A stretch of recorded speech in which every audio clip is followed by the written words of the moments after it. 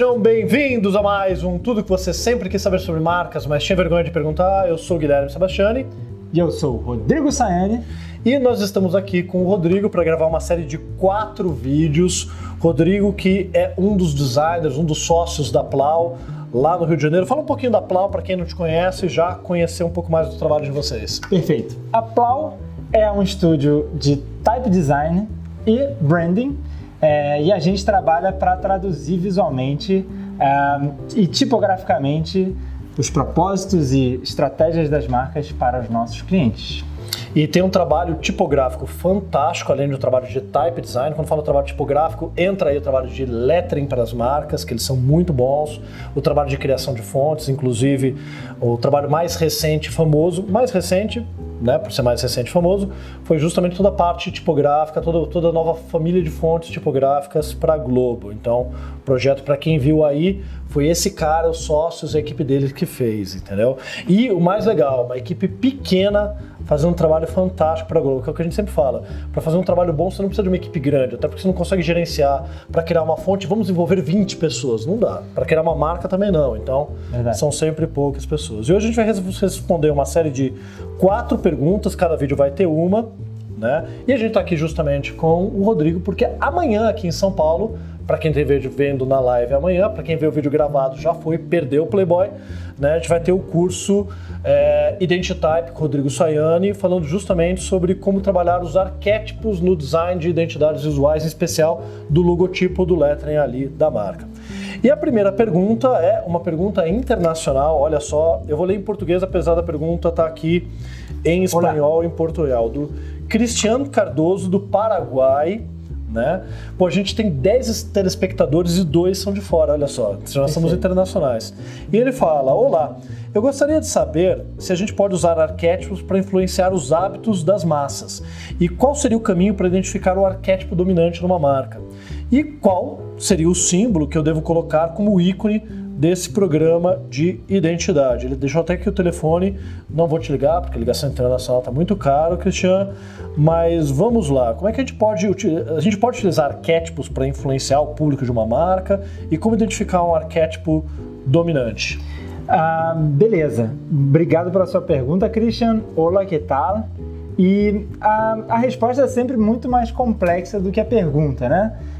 Parece simples você conseguir dominar os hábitos de uma massa, né? Eu acho que você tem que ter um estudo mais profundo do que é essa massa, quem é essa massa, porque geralmente quando você tenta fazer tudo para todo mundo, né? É a velha máxima, você não faz nada para ninguém. Então pelo menos você nichar dessa grande massa, você tentar nichar personas, né? Que eles geralmente falam, pessoas que são referências interessantes para você criar o trabalho de marca em cima, né?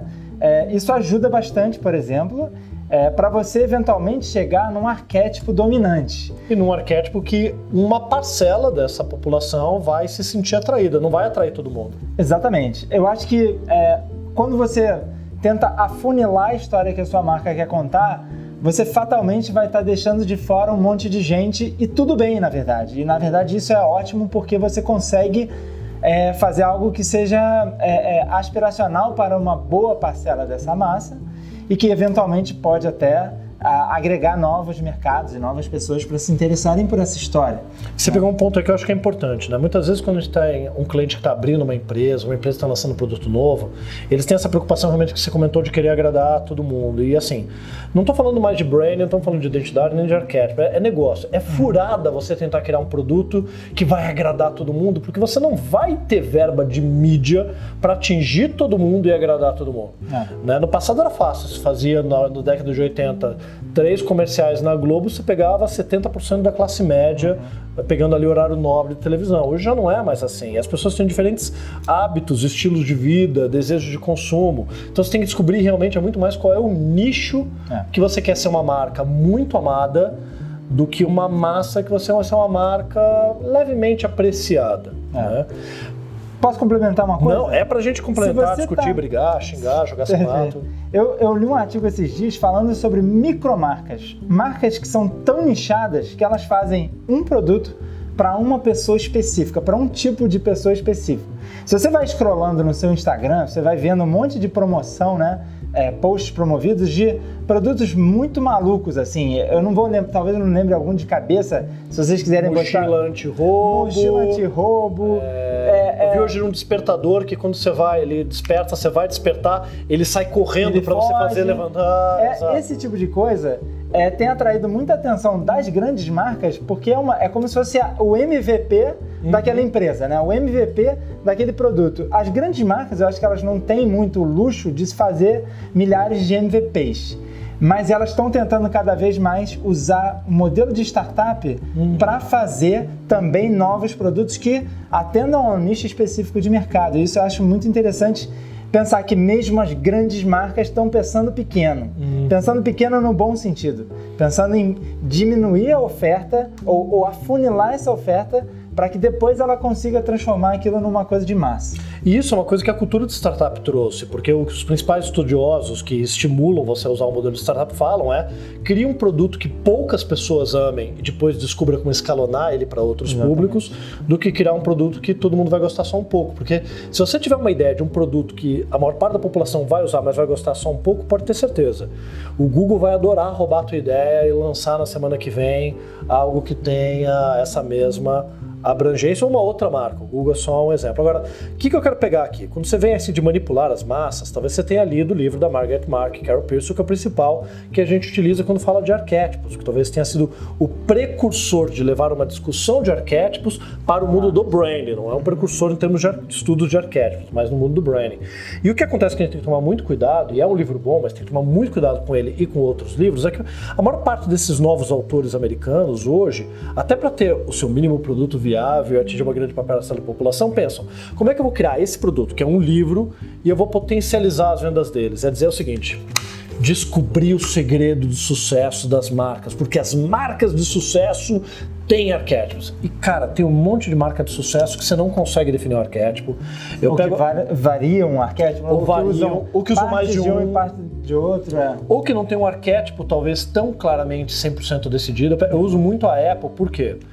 Porque a Apple, na minha visão, e é o que está no livro da Margaret Mark, coloca como fora da lei.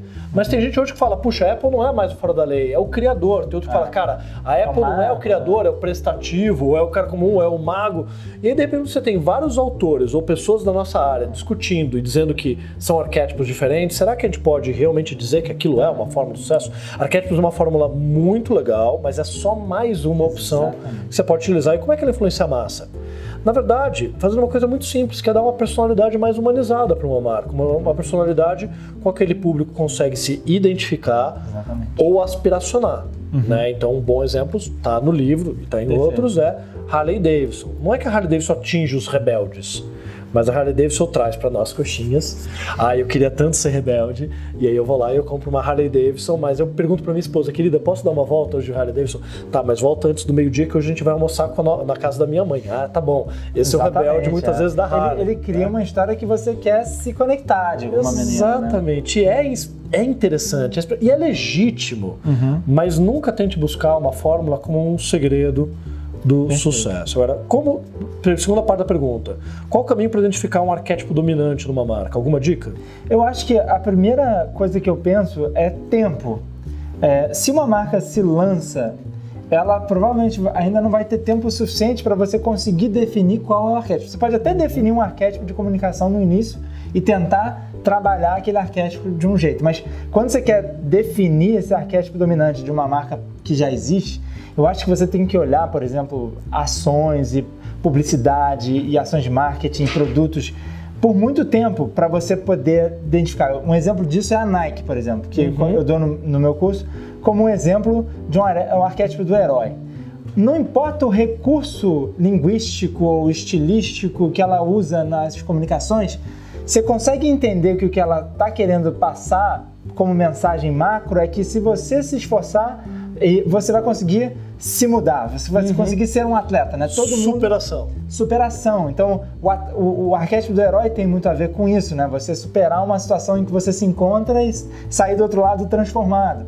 Então eu acho que a Nike faz isso muito bem. E não importa se ela usa terror, humor, qualquer coisa, pastelão, ela vai conseguir passar essa mensagem de um jeito leve, que hora você vai confundir de repente com o arquétipo do bobo da corte, achando que é bem humorada, mas na verdade ela está passando uma mensagem mais forte ali que está por trás dessa mensagem. Né? Exato, é até interessante. Muitas vezes eu vejo cenas quando o pessoal fala do arquétipo do explorador e mostra o Indiana Jones, mas quando você vai ver os filmes, o Indiana Jones é o arquétipo do herói.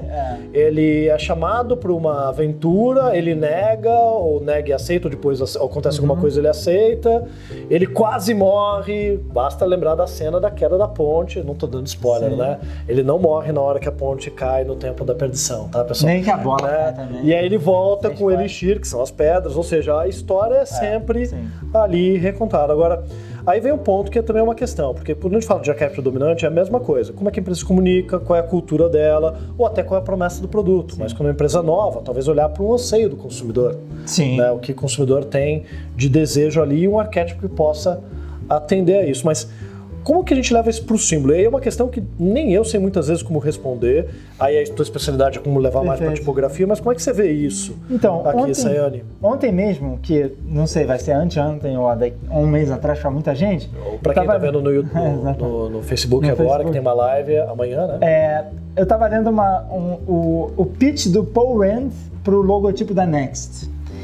E nela ele fala o seguinte, assim, que o símbolo ele é o que você faz dele, né? Que ele não é que você tem que tentar traduzir todas aquelas coisas estratégicas super complexas da qual o Sebastiano é super especialista para aquele símbolo.